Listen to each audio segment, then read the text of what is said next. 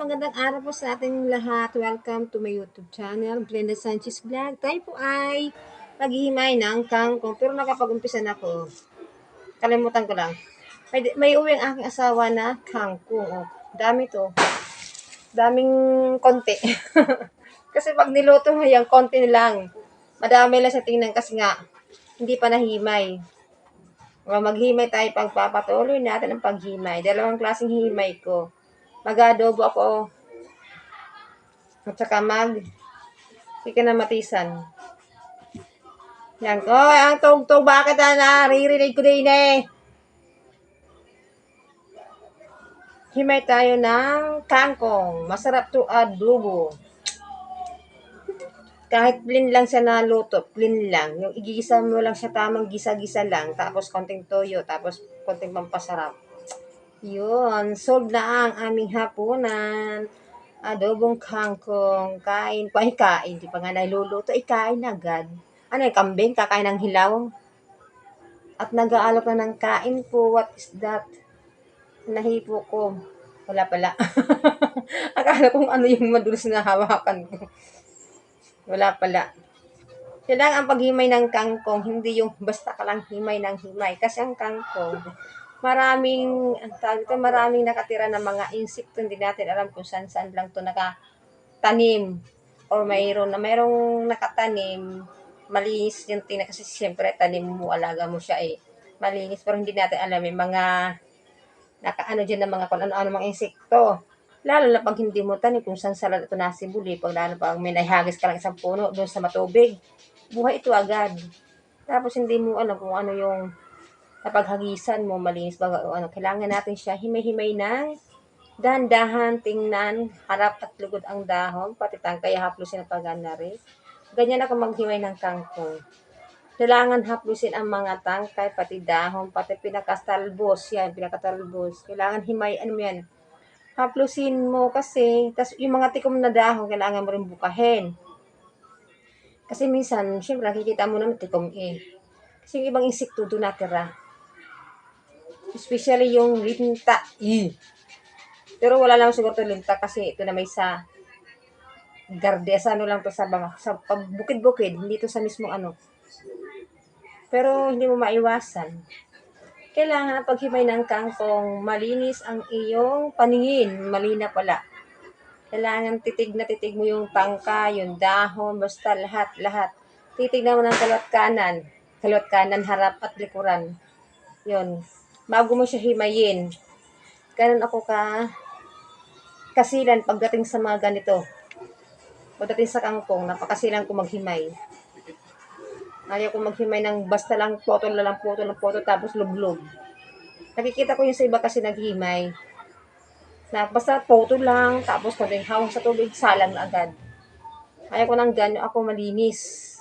Nakailang hugas pa ako, nakakatatlo-apat. Ganun ako maghimay ng kangkong at maghugas.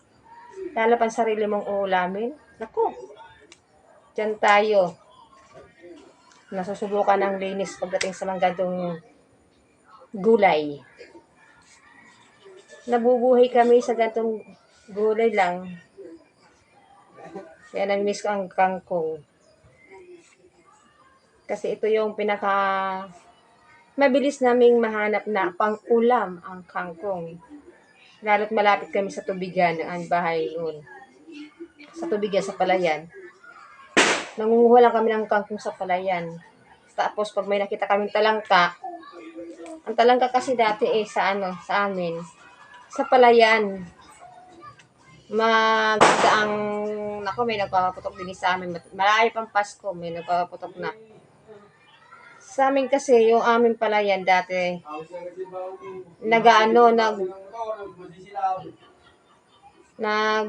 pag nag-aararo ang aking lolo sa palayan, nag-aakyatan yung mga talangka sa pila-pili. Kami naman taga-sunod ng pulot. Ang dami. Pero mag-iingat lang, gagawa na pag nasipit, tatak mo ng are-are. Tatak mo ng are-are kasi masakit yun naninipit ang talangka Yung ginagawa namin pag inaararo ang tubigan, palayan, yun. Taga-sunod kami ng pulot ng talangka kasi nakakatuwa mamulot. Alam kung bakit nakakatuwa? Naakyat sa pilapil. Una-unahan sila umakyat sa pilapil. Ang mga talangka. Kami naman madami, pinsan. Ala, sunod-sunod naman kami, pulot ng pulot, dakma ng ganyan. Tapos sabay lagi sa lalagyan. Hindi na namin iniintay yung kakagatin ba kami or hindi. Basta patatong, ganyan sa lalagyan. Tapos pulot. Nakakatuwa at kami magtatakbo pa sa tubigan. Kaya namimiss ko ang kangkong. Ito ang pinakamadali naming hanapin na pang-ulam. Pag hindi ginisa, pag hindi adobo, halbos lang. Tubig, asin. Tapos bitchin. Yung tawag na bulang lang. Sa amin kasi halbos. Dito ay bulang lang. Yung gano'n ang luto. Naku, pasensya na may nagpapaputo mga bata. Yun. Kaya, di ko makakalimutan ang kangkong. Laki kami sa kangkong. Kahit naman sino nakain ng kangkong. Pero kami talaga, halos daily yung aming pag-uulam nito.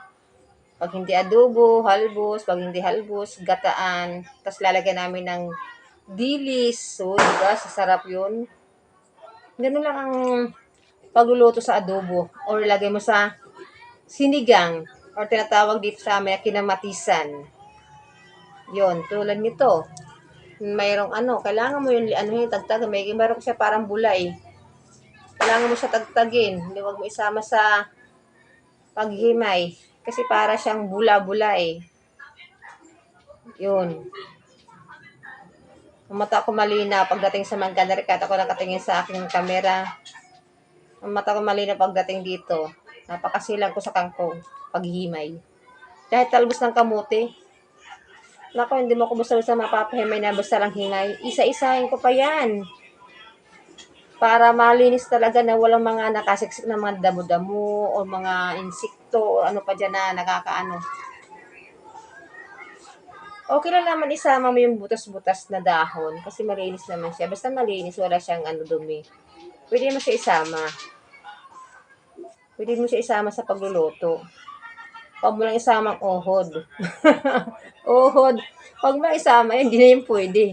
Pero pag butas-butas lang ang kangko, tulad niyan, butas-butas lang naman siya, pero malinis naman, sayang naman, isasama natin.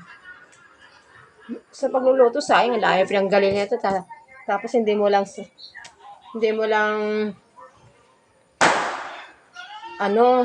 himay ng maayos dahil butas-butas, hindi ganun. Kailangan natin isama. Yun. Basta malinis. O, diba? Ang sarap ng luto, ang kangkong. Pero hindi ko pa ito mapapakita sa inyo. Naliluluto kasi hinihimay ko pa siya eh. Binibigyan ko pa siya ng content eh. Ay, ng halaga kung paano inaano ang kangkong. Kahit kangkong lang siya. Malaking bagay ito sa tulad namin mahihirap. Ang kangkong kasi pang survive ito sa mga walang-wala sa buhay ang kangkong. Ito ang kanilang pag-asa, makakain sila ng ng 2 beses sa araw ang kangkong. Ganong kahalaga ang kangkong para sa aming mga hirap. Kaya ko nasasabi kasi itong kangkong, maraming kwento itong kangkong. Mayroong mag-asawa na walang-wala sa buhay. Lang sila, hindi na nila kaya magtrabaho eh. Siyempre, wala silang source ng pera. Kung saan sila kukuha ng pera. Ang ginagawa ng mag-asawa, nanguha ng kangkong. Tapos inilalako sa bayan. Tapos pag naibenta nila yung kangkong, tapos bumenta sila ng halagang 50, tuwa na nila. Kasi makakabili na sila ng kalahating kilong bigas at saka bagoong. Tapos ito ang kapares ng kanilang bagoong kangkong. O di may hapunan na sila o almusal. Kaya napakalaking tulong ang kangkong para sa mga mahihirap. Ito nagbibigay sa kanila ng pag-asa para makabili sila ng bigas, ang kangkong. Kaya pag ako may nakikitang kangkong, Hindi ko nilalanglang ang kangkong kasi maraming mga taong mahirap ang natutulungan sa kangkong ito. Hindi lang kami, marami pang iba. Kaya mahalaga ang kangkong. Kaya wag aksayahin. Arin naman kayo katrapo kasi sobrang ano na siya eh. Kaya wag nilalanglang ang kangkong. Ang iba dito yumayaman sa kangkong. Alam mo kung bakit yumayaman sila sa kangkong? Kasi ito ang kanilang hanap buhay. Meron silang malawak na lupain. Hindi naman siguro kanila o nakikita nila. Ito ang kanilang ginagawang panghanap buhay. Nagtatanim sila napakalawak na kangkong. Tapos ito yung kanilang hanap buhay. Malaki ang kinikita nila sa kangkong.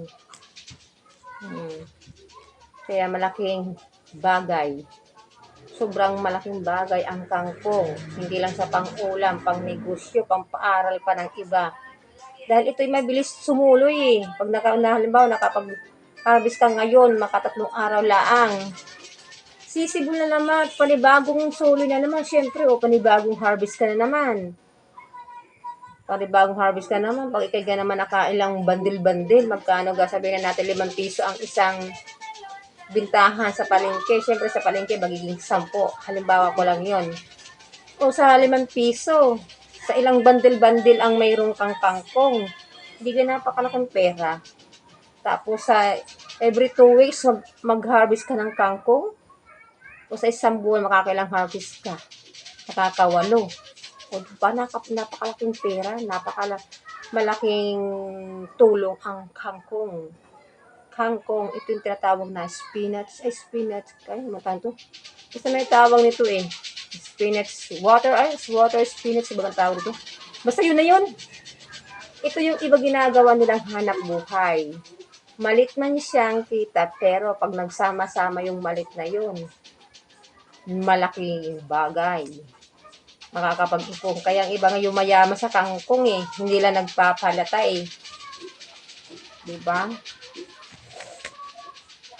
Kaya kung ako may malawak na taniman ng itong aking gagawing negosyo, kangkong. Sa mga malalaking bayan. Pero pag maliliit na bayan, hindi ka pwede mag-negosyo ng kangkong dahil hindi mauubos ang kangkong mo. Pag malalaking bayan ka lang magbibinta. Pero pag maliliit ang bayan, madali lang mangunguha sa tabi-tabi ng kangkong. Kasi nasibo lang to eh. Kung saan-saan, baka hagis ka lang isang ganari oh. Tapos dami na siya. Sa mga malaking bayan ka magbibinta nito. Sa malalaking palengke. Yun. Doon ka kikita ng malaki. Sa larangan ng kangkong. Sana all. Yayaman tayo sa kangkong. Mayayaman tayo sa kangkong. Matatapos ko rin sa kakahimay. Ang daldal ko. Dami ko nang nasabi. About kangkong. Ay, kangkong. Bili-bili na kayo ng kangkong. Pero naranasan ko rin ang magtinda ng kangkong sa totoong buhay. Nung kami kaliliitan pa. Masaya magtinda ng kangkong. Sasabihin sa'yo, magkano ang kangkong mo dahil binta? 5 piso. Tapos babarating ka. Layo na namin pinanggalingan. 5 piso na nga lang. Sasabihin, 3 na lang, day. Sa layo ng nilakad mo, tatawaran pa ng 3 na lang, day. O, diba? Naranasan ko yan. Yung magbenta ng kangkong. Walang magawa, ibigay ng 3 para maubos agad. Nakakapagod maglako. Tapos sasabihin, saan galing ang kangkong mo? Baka galing yan sa madumiha, tapos ibibinta mo sa amin. May mga ganun-ganun pang mga taong mamimili. Sa halip na tulungan nila yung taong hirap na maglako. At kung ano-ano pang mga sinasabi. Bye! Dami ko na sinasabi. Thank you for watching. God bless.